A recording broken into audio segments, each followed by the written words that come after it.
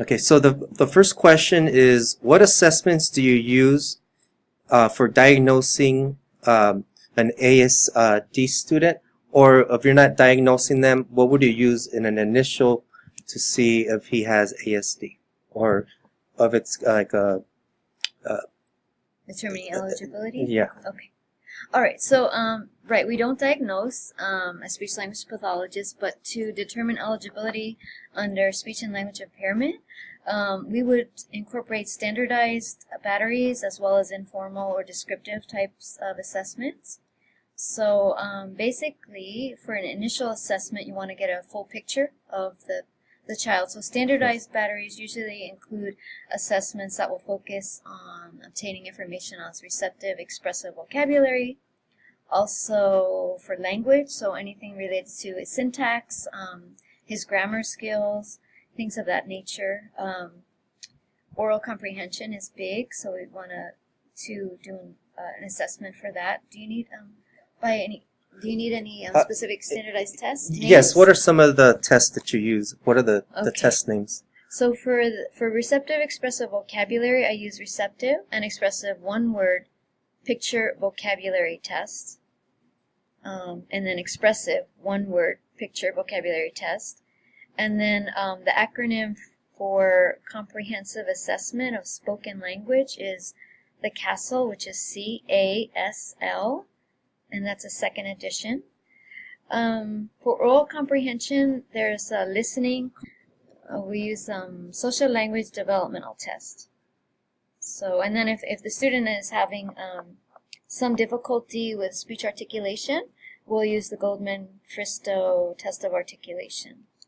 Okay. And then do you want informal measures? Well, I think that goes on the second question, because they're saying, what other assessments do you use for an IEP instead of a full evaluation, say for an annual? Those would be different from the TRIs, or is it the same type test you would be giving? Or just to see their levels, what assessments are you using?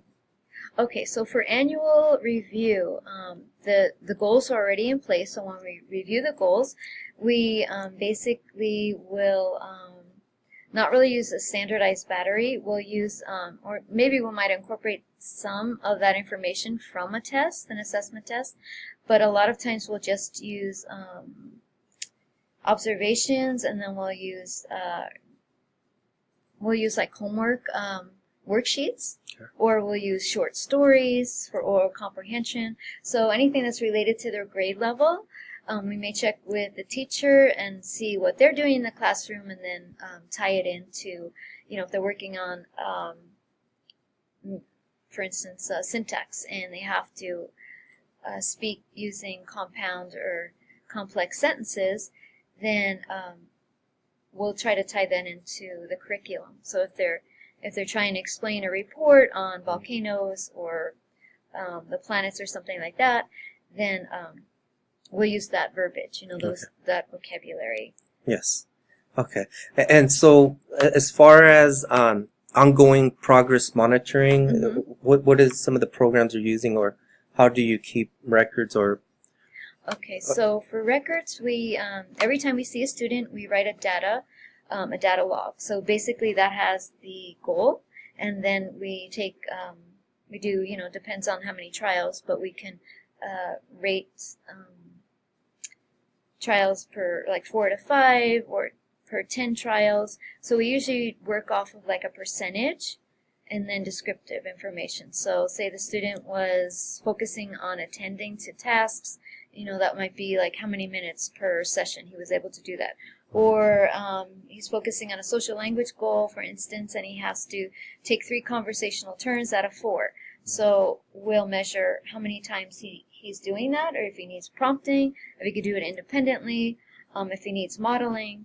So it incorporates a lot of different things. But basically, to measure it, it's weekly data. Weekly data. Okay. What other professionals do you collaborate with, and how? Okay, so we collaborate with the teachers that work with the student as well.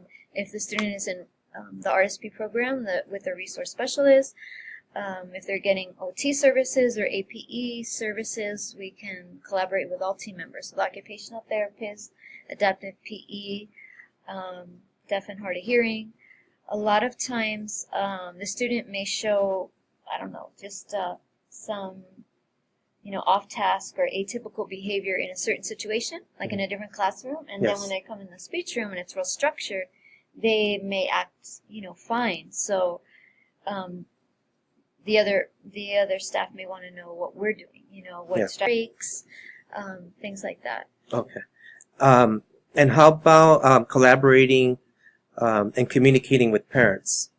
Okay, so the parents, that's pretty key, because they know their child at home, and they know the specifics, ins and outs of, say, the child's interests or hobbies, or something that they may struggle with or perseverate on. If they're, just say they're just really into a TV show and they just keep repeating certain things about the TV show, and they're, distracted when we're trying to work with them. So that's important to know those types of things. So we want to collaborate with the parents, and usually we do that by a phone call, or else emailing sometimes works okay. Yep. And then, or even, if the parent wants to meet us, we can meet the parent in person. Okay.